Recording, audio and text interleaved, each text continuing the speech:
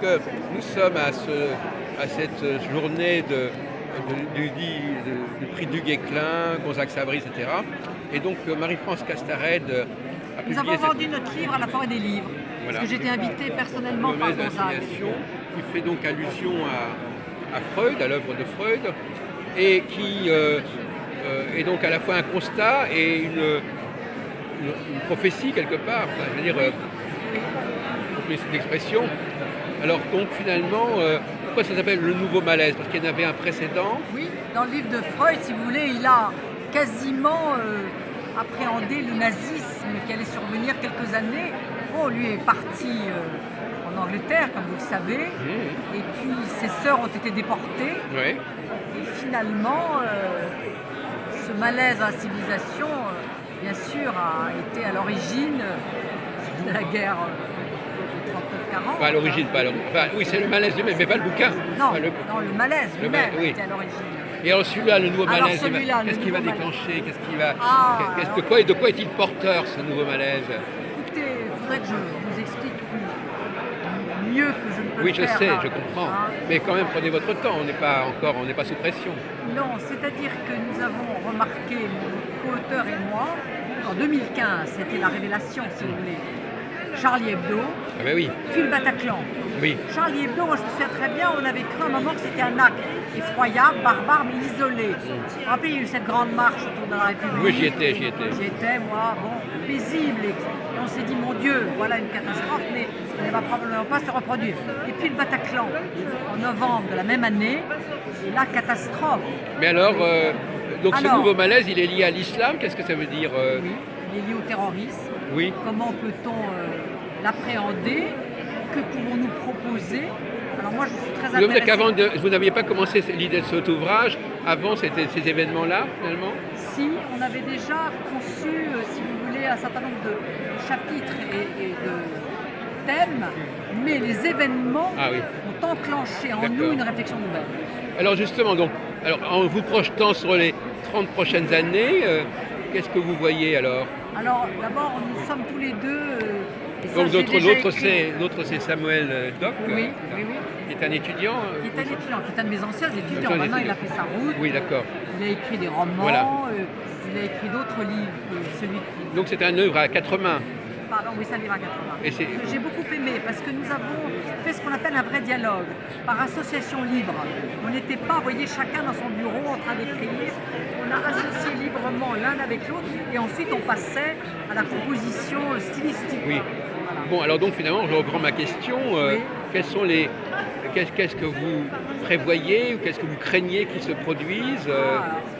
C'est long, c'est tout le livre. Oui, non mais faites un petit effort. Non, sur l'écologie, bien sûr, on raconte l'histoire, là aussi. Moi, j'ai connu Teilhard de Chardin. Ah bon? Il est le premier à avoir quand même dit des choses. Bien sûr. À voyager en Chine, il dit la planète, le point oméga, etc. Voilà. Oui, j'étais dans les premières à parler de lui. D'accord. Et puis après, bon, il y a tout ce qui s'est passé. Est-ce que vous prévoyez quelque chose d'aussi catastrophique que la Seconde Guerre mondiale ou des choses comme ça? D'une certaine façon, on peut le craindre. On peut le craindre. On peut le craindre. Ah oui. Alors, qu'est-ce que voulait dire Freud dans son malaise assimilation? Il voulait dire, unissons nos forces pour le combattre. Oui. Pour le combattre, pour l'éradiquer, pour espérer une société meilleure que celle qui se profile. D'accord. Bon, on est sorti quand même de cette effroyable guerre. Hein. En France, on a connu la paix, les 30 Glorieuses. Michel Serres nous disant nous n'avons depuis longtemps, la guerre de Troie, pas connu autant d'années de paix. Ça, c'est la thèse de Michel Serres. Parce que lui, il nous dit, je suis né en Gascogne dans les années 25, c'est ça, quelque chose comme ça, et j'ai connu toutes les guerres. Oui. La guerre d'Algérie, la guerre de 40. Donc, nous avons vécu en paix, on a connu un essor assez remarquable sur le plan économique, ce qu'on appelait les 30 Glorieuses. Et aujourd'hui, nous sommes de nouveau, écoutez, quand on lit les journaux quotidiennement, on se dit, mon Dieu, quel danger nous menace entre l'écologie, entre la guerre nucléaire. Oui, bien sûr, qui nous pend au nez, oui, bien sûr. Je veux dire, et puis, alors, on insiste beaucoup sur l'extrême importance du langage. Ah oui? Aujourd'hui, nous tweetons, enfin, pas moi, mais on parle par tweet, avec une espèce de rapidité, on n'écoute pas l'autre. L'altérité est en train de s'effacer Oui. au profit d'un individualisme forcené. Oui, oui. On dit tiens je tweete avec mon voisin, mais en fait on ne l'écoute pas, je vois qu'elle opine. Voilà, que mon ami est d'accord avec... Moi aussi, non mais je suis c'est d'accord. vrai. Surtout les femmes d'ailleurs. Et que le narcissisme est en train de Oui. supplanter Oui, oui. ce que Freud avait appelé la névrose. C'est une forme de schizophrénie en fait. C'est-à-dire que les personnes émettent mais n'écoutent pas. Et sa sortie de ce qui est très grave, c'est la perte du langage. Ah oui. Perte du sens des mots. Et moi j'ai bien connu le linguiste Alain Bentolila, qui je crois avait une tribune ce soir dans Le Monde. Bon, et nous disons, nous ne pouvons pas penser si nous ne savons pas manier le langage des mots, et dans leur profondeur, Oui. dans leur exactitude. Donc ça fait partie de votre diagnostic. bien sûr. Ça. Ah ben oui, la pensée, pour rétablir la pensée. Vous connaissez vous connaissez ce livre, madame? Oui, oui, oui. Peut-être que vous pourriez nous dire quelque chose, peut-être qu'elle est trop impliquée là-dedans. Qu'est-ce que vous en avez tiré de ce livre? Venez, Bénédicte. Marie-France Castarède est passionnante et je pense qu'elle parle très bien de son livre. Oui, mais je reste un peu sur ma faim, je suis désolé. Alors, regardez, je suis interviewée là. Là, c'est l'attaché. Oui. L'attaché de presse de Plomb. Oui. Qu'est-ce que vous a apporté notre livre? Je suis en train de parler de notre livre. Oui, Bénédicte, allez-y. je demandais des renforts parce que je demande à cette dame Je vous ai déjà dit pas mal de choses. Oui, mais peut-être qu'il y a d'autres lectures. C'est un décryptage de la société actuelle et des solutions danger. qu'on peut y apporter et finalement de diagnostic et de pronostic de Oui, ce qu'on pourrait faire. justement, pour, voilà, oui. Alors, justement justement. dans l'altérité, Oui. dans le dialogue, dans la compréhension de l'autre, dans... Qu'est-ce que vous apportez Alors, justement, quel pronostic vous avez retenu parce que, bon, moi, bon, est-ce que vous avez retenu quelle forme de péril nous menace Et amitié à la petite parce qu'elle nous a fille. beaucoup parlé de cet incident du Bataclan, etc., mais enfin, ou de Charlie, mais bon, est-ce que vous pensez que le terrorisme est une menace aussi importante que l'école? La pulsion de mort est à l'œuvre. Ah oui, ah voilà, la pulsion, La pulsion de mort est à Ah oui, l'œuvre. alors, voilà, ça, la fameuse pulsion de la mort. C'est-à-dire qu'il n'y a plus de... Il y a le passage à l'acte. Alors justement, la pulsion de mort, comment est-ce qu'elle est véhiculée? Elle est dans l'inconscient collectif, elle est à quel niveau, la pulsion de mort? Freud a toujours parlé d'un combat entre les deux Oui, pulsions. parce qu'elle est à l'œuvre. C'est une force, c'est quoi cette Bien sûr, pulsion oui, de une mort? force souterraine. Oui, c'est ça. Une force souterraine, la violence des uns avec les forces autres. obscures. Oui, voilà.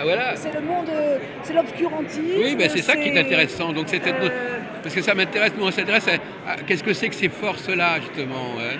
Elles sont en chacun de nous. Oui, Et Freud a montré très bien qu'on pouvait les sublimer. C'est la dualité de l'homme. Oui. C'est la dualité de l'homme qui est en C'est train un des meilleurs destins d'approfondissement, la sublimation Voilà. dans l'art, Tout à fait, la sublimation. dans la pensée, dans la lecture, dans la philosophie, sont des sublimations. Et aujourd'hui, regardez où en sommes-nous dans l'art contemporain, la musique. marchandisation de l'art, un certain nombre de ces manifestations. Donc, il y a une sorte l'absence de la pensée. Alors, est-ce qu'il y a un terme qui vous... Est-ce qu'on serait dans une sorte de fin des temps en nous écoutant quelque chose qui se... C'est la fin... Apocalypse. Oui, c'est ça. Là, Non, mais nous. vous voyez quelque chose, une sorte de décadence quelque part, je ne sais pas. Il y a des mutations. Mutation. D'accord, Mutation. tout à fait d'accord. Et on Mutation. doit s'adapter à cette période de mutation par un humanisme Éclairé. éclairé. C'est ça l'antidote. C'est ça qui permettrait de nous protéger. Un humanisme éclairé. Il faut relire les grands philosophes. Et alors, quelles actions pourrait-on entreprendre, madame Je crois qu'il faut susciter chez les autres et dans notre société les réflexions, le dialogue, les forums comme on fait d'ailleurs beaucoup Oui. à la Sorbonne ou ailleurs. Mhm. Par exemple, il y avait tout un colloque sur la transmission. Il faut transmettre. Oui. Transmettre aux jeunes générations un héritage du passé qui est parfois délaissé par une société de consommation. Il faudrait moins consommer Oui. et beaucoup plus Davantage penser. et beaucoup plus penser. Parce que la pensée, c'est ce qui est le propre de l'homme. Et c'est ce qui fait qu'il est homme. Je pense, donc je suis. Donc, Oui, bravo, bravo. Je suis tout à fait Oui, je d'accord. sentais qu'elle avait des choses à nous dire. Oui, bravo. Parce que parfois, c'est pas forcément l'auteur n'est pas forcément la meilleure personne pour parler de son. Oh non, je crois que Madame Castaret parle très bien de son livre. Oui, mais enfin, en tout cas, Non, mais vous le complétez. C'est cette très- notion de force de mort, effectivement, bon, c'est intéressant, c'est un peu mystérieux. Et alors, l'islam, pour vous, comment vous le définissez, comment vous le qualifiez? Est-ce que c'est l'islam en lui-même qui nous menace, ou est-ce que c'est une forme particulière, ou c'est le terrorisme? Enfin, est-ce que vous faites un Non, c'est assimilé la religion dans son à la aspect. religion, à la Non, religion? non, attendez, c'est la religion dans son aspect fanatique. Oui, Nous avons hélas connu, nous, avec les protestants, Oui. des guerres de religion, Oui. Saint-Barthélemy, etc., etc. Eh bien, aujourd'hui, nous sommes avec l'islam dans ce qu'on appelle les guerres de religion, les sunnites, les chiites. Oui. Et on parle tout le temps Et- de... Alors, je suis moins connaisseuse que des religions protestantes et catholiques, puisque moi j'étais née dans cette Bien culture-là. sûr, bien sûr. Mais nous sommes en ce moment en pleine guerre de religion, on ne parle que de ça. oui. Enfin, là, en l'occurrence, c'est une guerre de religion au sein de l'islam, Oui. entre chiites et sunnites. Oui, mais ça s'accompagne de violence, de meurtre, Oui, de terrorisme. Nous sommes dans ce monde-là. Il faut Faire la remettre paix. l'éducation et la culture au Voilà. cœur de notre société. et alors, qu'est-ce que vous pensez de la question de la femme? Est-ce qu'elle peut jouer un rôle dans ce Bien processus? Bien sûr. Parce que vous êtes toutes les deux des femmes. Bien sûr. Alors, parlez-nous un peu de cela. Qu'est-ce que vous attendez? Bien sûr. Les femmes ont D'abord- une mission. D'abord, il faut faire l'éloge, il faut refaire l'éloge, je pense que tu seras d'accord, l'éloge de la maternité. Moi qui ai plongé dans les arcanes du freudisme et de tous les penseurs qui ont succédé à Freud, j'ai envie de revenir à ce qu'on appelle l'éloge de la maternité. C'est un mot de Julia Kristeva, je crois, mais j'y adhère. Parce qu'on sait que quelque chose de très important se façonne dans les toutes premières semaines et mois. J'ai fait des études sur la voix, c'était ma thèse d'état avec Didier Anzieux. Nous savons que le fœtus entend Oui, bien sûr. dans le ventre de sa Oui. mère sa propre voix. Oui. Et après, elle organise avec lui ce qu'on appelle le babyto, la lalation.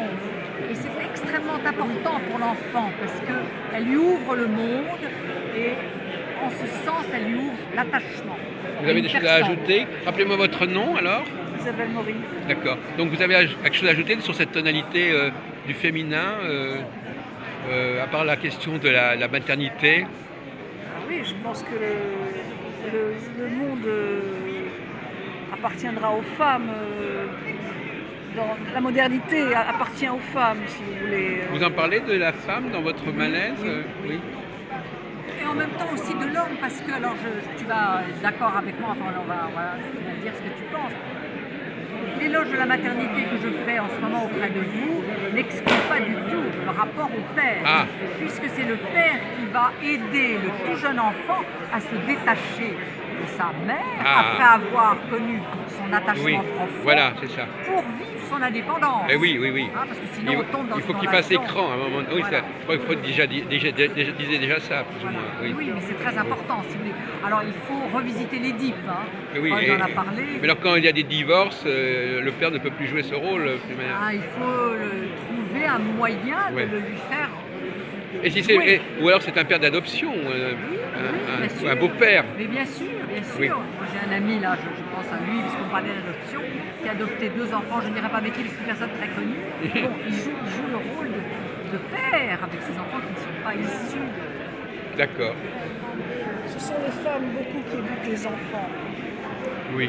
Ce sont les femmes qui sont les transmetteurs souvent. Mais ça c'est pas nouveau ça. Donc, c'est pas- Non, mais tu es d'accord que l'homme a aussi son rôle à jouer. bien sûr, l'homme, bien sûr, a son rôle à jouer. Mais les femmes transmettent plus de par leur nature même. Oui, oui, oui. Et leur,